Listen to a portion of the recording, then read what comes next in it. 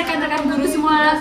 Kali ini kami akan melaksanakan galeri walk dan kami akan menjelaskan materi tentang pembelajaran berbasis digital storytelling yang akan menjelaskan tentang descriptive text.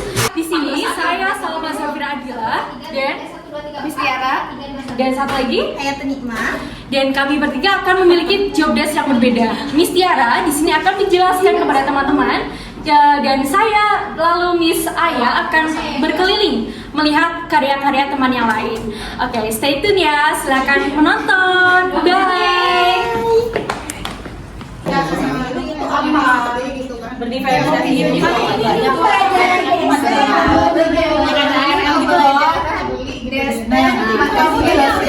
pengertian berdiferensiasi itu baru dicoba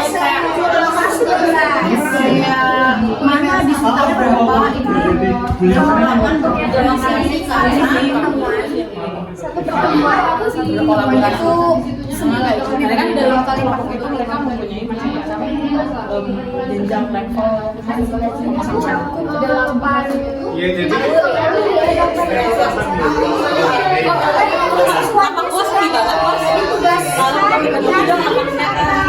sampai selesai di kelas proyeknya.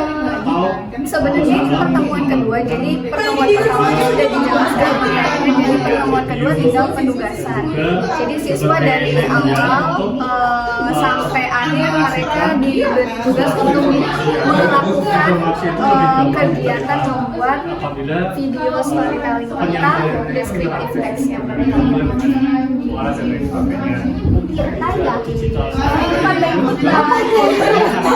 jadi saya kira Tirta Ayu kemarin kesana mirip-mirip. Jadi gimana ya anak-anak membuat apa namanya tentang tempat wisata terkenal yang mereka sering lihat atau bisa juga yang pernah mereka kunjungi kemudian yang ada di lingkungan sekitar mereka. Jadi mereka bisa memilih tempat wisata mana yang mau dideskripsikan. Buat gitu kayaknya. Jadi nggak ada audiensnya harus maka dilihat dulu ini contohnya dilihat sebagai contoh. Misalnya kelompok A memilih tempat wisata yang terkenal atau yang biasa mereka lihat di media sosial seperti pantai-pantai yang ada di Bali. Kemudian kelompok B misalnya memilih tempat wisata yang mereka pernah kunjungi kayak misalnya Monas atau yang lain. Kemudian kelompok C misalnya memilih tempat wisata yang ada di lingkungan sekitar mereka. Misalnya kalau di Bali kan ada pendekatan soal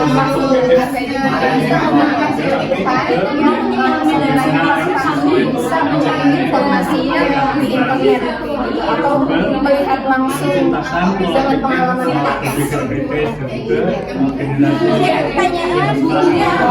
saya mau tanya tentang penjelasan kakak tadi.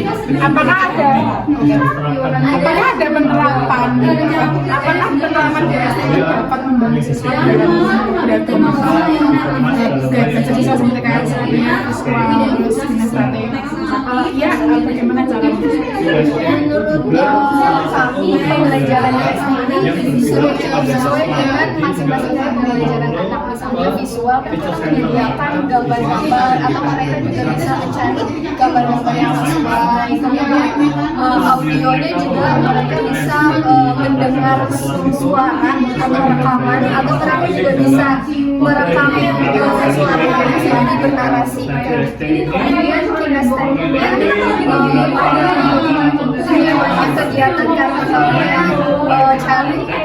mencari informasi, kemudian menulis audio cerita, kemudian membuat naskah cerita. Kami sudah sesuai dengan terima kasih. Kita ke teman lain. Saya mewakili kelompok 2 yang bagaimana apa tadi lupa saya ya sebentar, bagaimana cara mengevaluasi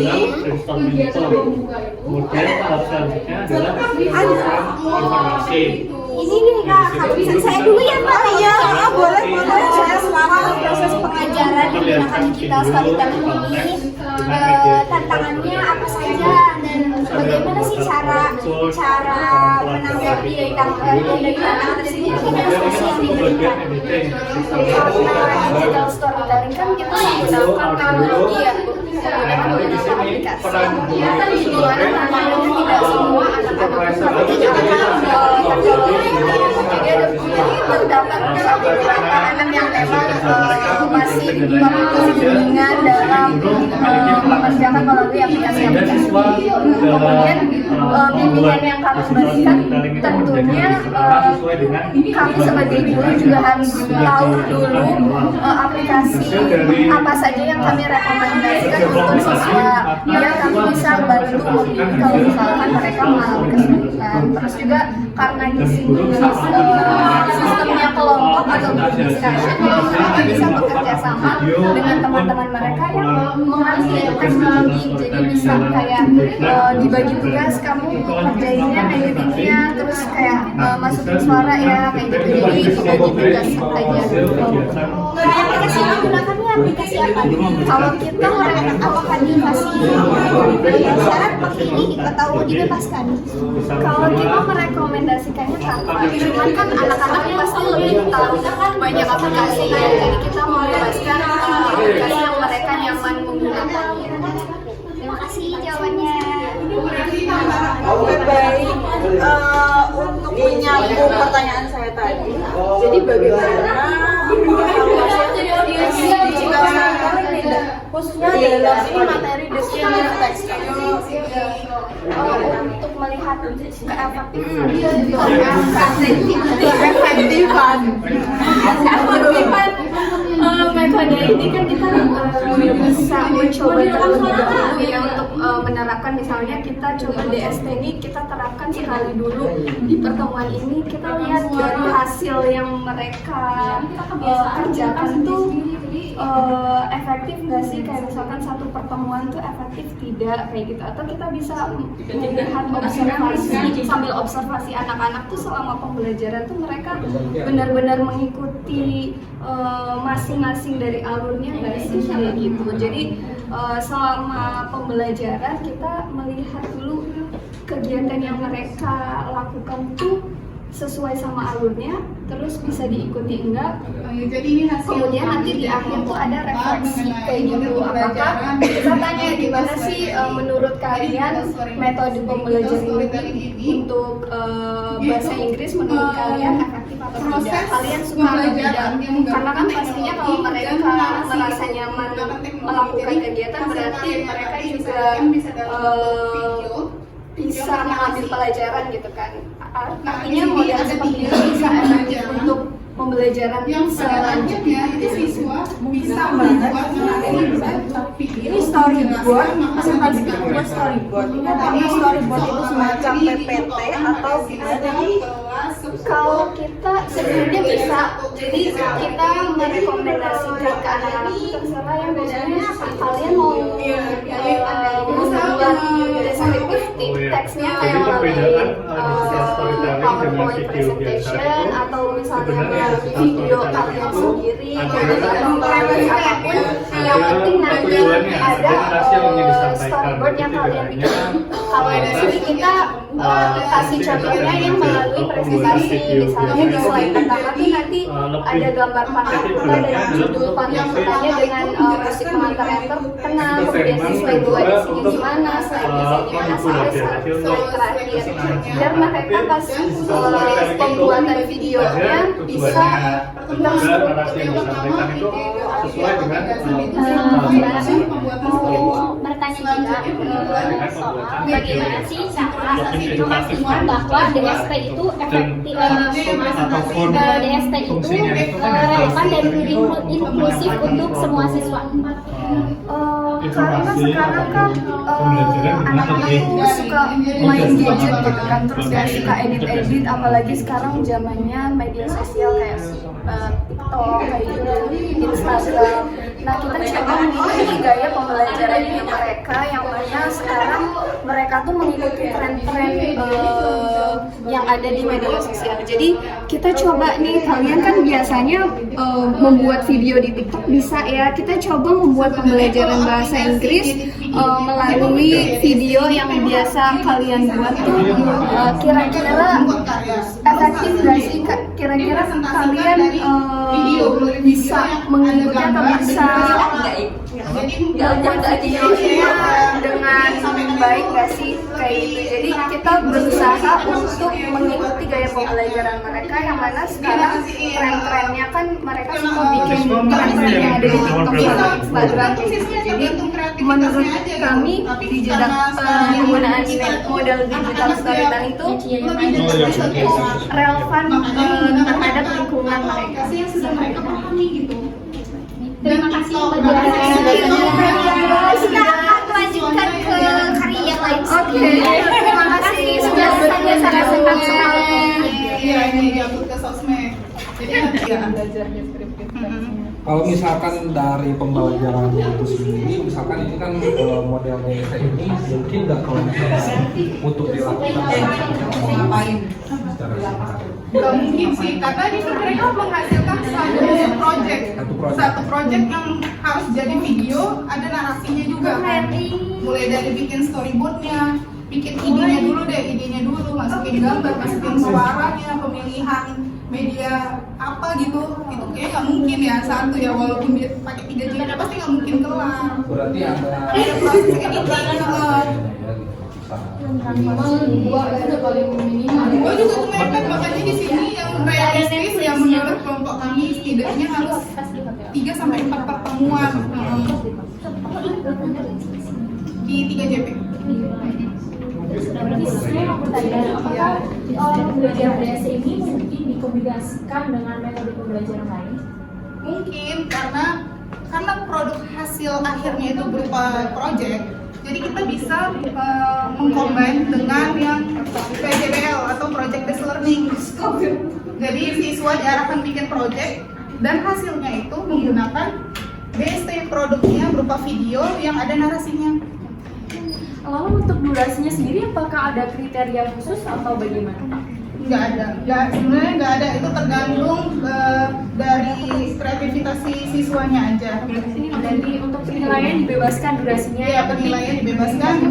Yang penting itu topiknya, terus harus ada, mereka tuh memang harus menjelaskan rasanya gimana, bentuknya gimana, teksturnya gimana, terus asal ininya kenapa mereka menyukai makanan itu ada gitu. Jadi udah dibikin sebelum siswanya mengerjakan proyek, udah dijelasin dulu ini ya bakalan yang dinilai rubrik-rubrik yang harus ada poin-poinnya di video itu yang seperti ini. Selebihnya itu siswa dibebaskan berkreativitas.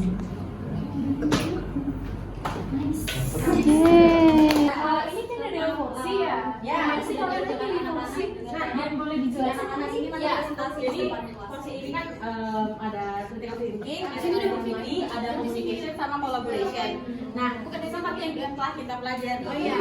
Setelah pembelajaran ini, itu salah satu dilakukan oleh guru ya. Kemampuan yang dibutuhkan untuk di abad 21.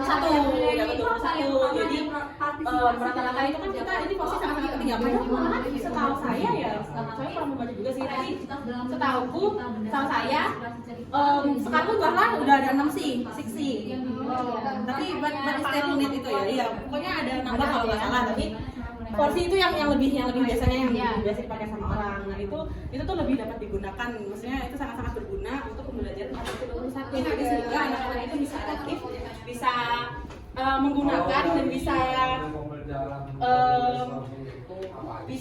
apa ya namanya, ahli lah, bisa dapat dari porsi itu tersebut ada kolaboratif tadi, critical thinking, collaboration, critical thinking, terus creativity sama communication.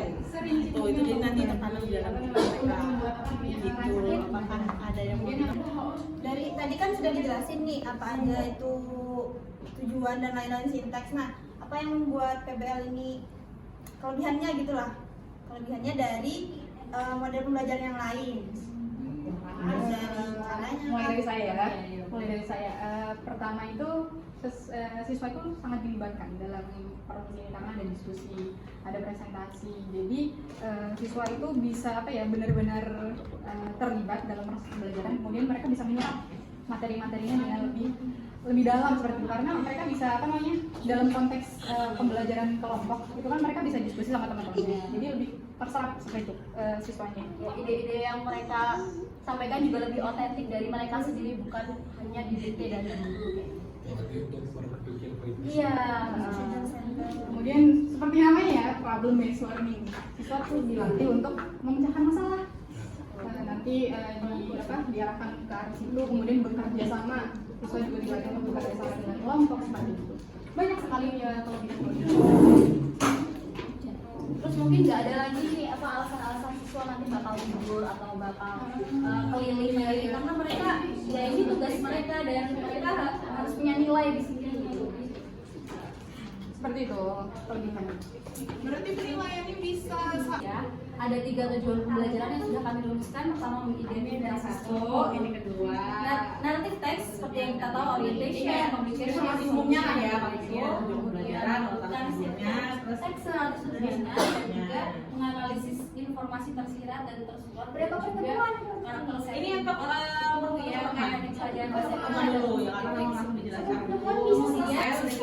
Kemudian di sini elemen yang kami ambil ada 4 tidak mengidentifikasi yang berasal dari teori Severy dan Davy tahun 1995. Yang pertama ada penyajian masalah, kemudian pengorganisasian sama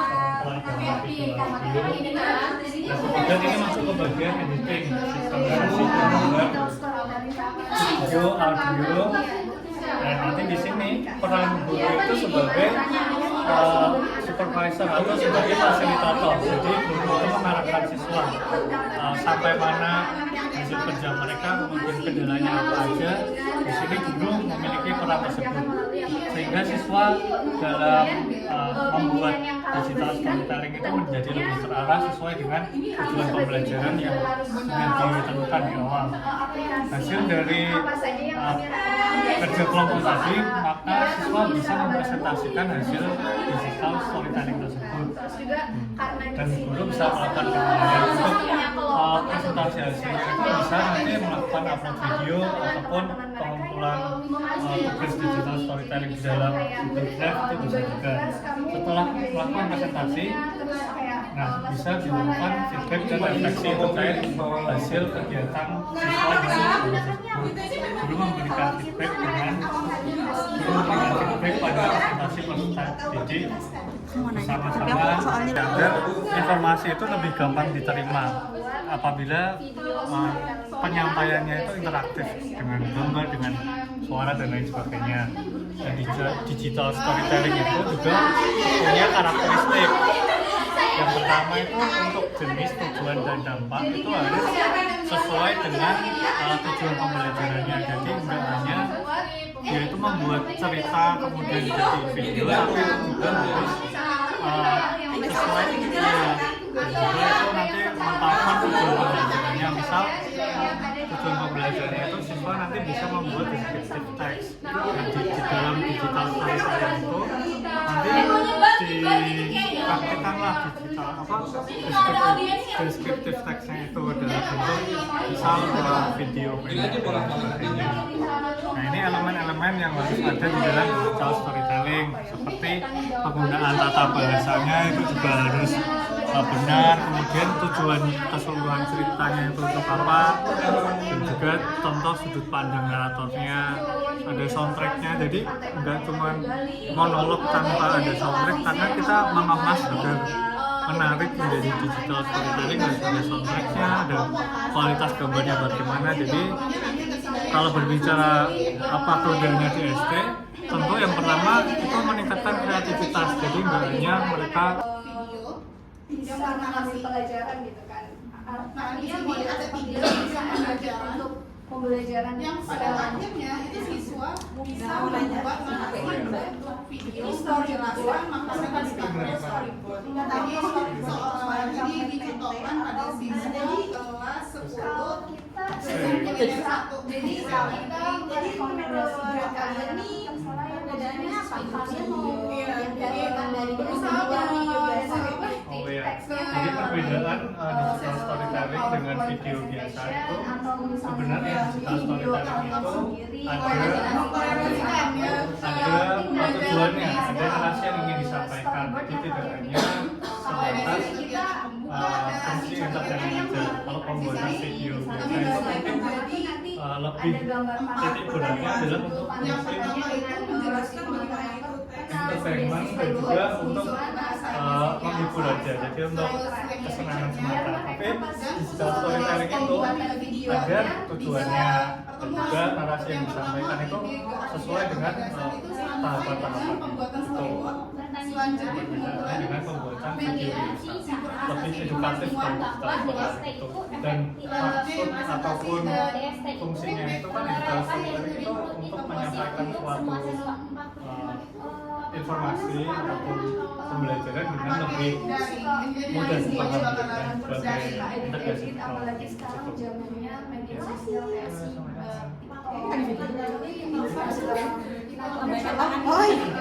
Ada tadi kita mereka yang mana mereka tuh mengingatkan di sini medianya cuma bisa sebagai